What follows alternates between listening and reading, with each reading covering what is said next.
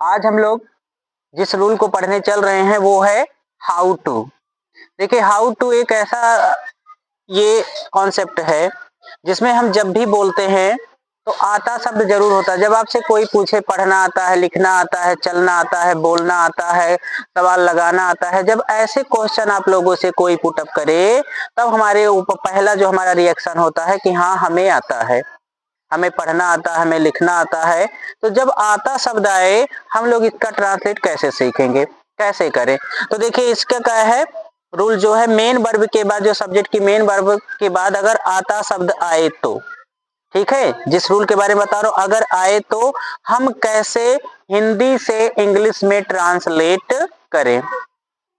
पहले तो बता दूं आप लोगों को, ये आता शब्द अधिकतर आपको दो ही टेंस में मिलेंगे, एक प्रेजेंट इंडेफिनिट, दूसरा के पास्ट का इंडेफिनिट।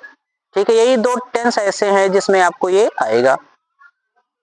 जब सब्जेक्ट के मेन वर्ब के बाद आता शब्द आए तब हम कैसे करेंगे, देखिए स्ट्रक्चर लिखा हूं, पहला है ये जो पहला लिखा हूं ये प्रेजेंट का है, जब हमारी जो वर्ब हो प्रेजेंट में हो, ठीक है, तो सब्जेक्ट लिखेंगे, सब्जेक्ट सिंगुलर होगा तो हम वर्ब की फर्स्ट फॉर्म में ऐसा यस लगा देंगे, अगर सब्जेक्ट मिलेगा तो सिंगुलर, और प्लूरल मिलेगा तो सिर्फ और सिर्फ सब्जेक्ट की हमको वर्ब की फर्स्ट फॉर्म यूज करना है। फिर हमको लगाना है हाउ टू। हाउ टू के बारे में अभी आप लोग पढ़ लीजिए, 11th-12th में सिंटैक्स एक पार्ट आएगा उसमें आपको ये मिलेंगे, ठीक है। हाउ के बाद हमेशा टू प्लस वर्ब की फर्स्ट फॉर्म यूज होगी, ठीक है, हाउ टू प्लस वर्ब की फर्स्ट फॉर्म। मान लो अदर वर्ड आया होगा तो हम उसके बाद लिख देंगे। दूसरा रूल जो है वो है पास्ट के इंडेफिनिट का है, ये पास्ट टेंस का है। पास्ट में सबसे अच्छी बात है कि ये सिंगुलर प्लूरल का कोई भी वैल्यू इसमें नहीं होता, चाहे सिंगुलर होगा या प्लूरल होगा, सभी सब्जेक्ट के साथ आपको वर्ब की फर्स्ट कह रहा हूं, वर्ब की सेकंड फॉर्म ही आपको यूज करनी है। फिर आपको यूज करना है हाउ टू, फिर वर्ब की फर्स्ट फॉर्म ऑब्जेक्ट। कोई पूछे हाउ टू क्यों यूज होता है, तो ये हाउ टू यूज बताता है एडवर्ब ऑफ मैनर, क्रिया का ढंग बताता है कि हाँ मुझे पढ़ने का ढंग आता है, मुझे बोलने का तरीका आता है, ये ढंग के लिए यूज होता है। एक चीज हमेशा याद रखना कि हाउ टू हम यूज क्यों करते हैं। हाउ टू सब्जेक्ट के मैनर को, सब्जेक्ट के वर्ब के मैनर को बताने के लिए यूज होता है कि आप काम करते हैं किस ढंग से करते हैं, वो ढंग पूछेगा, तरीका मैनर पूछेगा, तब हम हाउ टू का यूज करते हैं।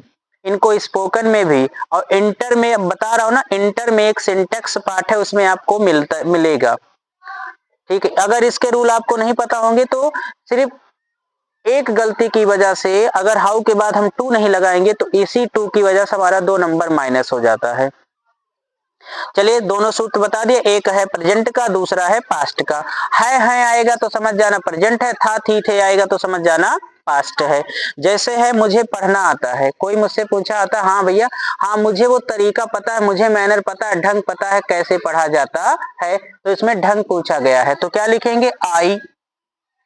आता के इंग्लिश क्या लिखेंगे, आता के इंग्लिश एक चीज याद रखना, यहाँ पे मैं फिर से बता, जो स्ट्रक्चर में आप लोगों को नहीं लिखा हूं तो जो वर्ब लिखा हूं सिर्फ वो वर्ब बताया नहीं, तो आता के इंग्लिश आप लोग लिखिएगा नो, मतलब मैं जानता हूं, ठीक है। ये जो वर्ब आएगी देखो सब्जेक्ट प्लूरल है तो इसीलिए वर्ब की फर्स्ट फॉर्म, ठीक है, आई नो। फिर आता क्या लिखा हूं सूत्र में, how to, I know how to. पढ़ने की इंग्लिश आप लोग बताइए, तो पढ़ने की इंग्लिश क्या होगी, रीड ना। अब आप लोग क्या बोलेंगे, कोई पूछे हाँ तुम्हें पढ़ना आता है, yes sir I know how to read, हाँ मुझे पता है कैसे पढ़ा जाता है, मतलब मुझे पढ़ने का ढंग आता है। दूसरा है उसे लिखना आता था, ये देखिए यहाँ है था यहाँ था है, तो किसमें चले गए हम लोग, अब किसमें चले गए, पास्ट में, तो उसे की इंग्लिश हम लिख सकते हैं ही। उसे कॉमन है चाहे ही लिखो, गर्ल्स अपने अकॉर्डिंग करें सी, बॉयज अपने अकॉर्डिंग करें ही, तो ही। अब ही के साथ अब किस टेंस में, पास्ट में। पास्ट में क्या लिखा हूं, वर्ब की कौन सी फॉर्म, सेकेंड फॉर्म। नो होती है फर्स्ट फॉर्म, नो की सेकेंड फॉर्म क्या लिखेंगे, नो की सेकेंड फॉर्म क्या लिखेंगे, न्यू होती है, क्या होती है, न्यू। जब यन से पहले के हो, ये भी जान लीजिए, जब यन से पहले के हो तो के हमेशा साइलेंट होता है, ठीक है। आने की इंग्लिश आप लोग क्या लिखोगे, नो, ठीक है। और नो यहाँ फर्स्ट फॉर्म था, चूंकि प्रेजेंट में था, अब यहाँ पास्ट में हो गया है। नो की सेकेंड फॉर्म ने आई ही न्यू हाउ टू, क्या है, क्या आता था उसे, राइट, मतलब उसे लिखने का ढंग पता था। दूसरा बच्चों को खेलना आता है, फिर से हम कहाँ आ गए, प्रेजेंट में है आ गया ना। तो इसमें क्या लिखेंगे, द चिल्ड्रन नो, ठीक है, नो हाउ टू क्या करेंगे, खेलना है ना, हाउ टू, ये देखिए मतलब बच्चों को खेलने का ढंग पता है, तरीका पता है। ये देखिए तुम्हें बोलना आता था, पास्ट में चले गए तो हम क्या लिखेंगे, यू। नो की सेकंड फॉर्म क्या लिखेंगे, knew. You know, sorry you know के देखो प्रेजेंट क्या है, you knew how to speak, मतलब बड़े और छोटों के साथ कैसे पेश आना, कैसे उनके साथ बिहेव करना, कैसे बातचीत करना, यानी वो ढंग पूछ रहे हैं। अगला हमें भोजन पकाना आता है, प्रेजेंट की बात है, तो क्या लिखेंगे, बी प्लूरल है, तो प्लूरल में क्या रहेगा, वर्ब की फर्स्ट फॉर्म यस या यस तो ऐड होगा नहीं, यस या यस तभी आपको जोड़ना है जब सब्जेक्ट सिंगुलर मिलेगा, ठीक है। We know how to cook food. अब फिर बता रहा हूं, कुक के बाद कभी भी आर्टिकल दा का प्रयोग मत करिएगा, नहीं तो आपका सेंटेंस रॉन्ग हो जाएगा। अगला है राधा को नाचना आता है। ये देखो अब राधा एक है कि बहुत सारी, तो नो में क्या जोड़ेंगे हम लोग, यस जोड़ेंगे। राधा नोज हाउ टू क्या लिखेंगे, डांस। खिलाड़ियों को मैच खेलना आता था, पास्ट की बात हो रही है, यानी खिलाड़ियों को ढंग पता था। The players knew, second form होगा न्यू हाउ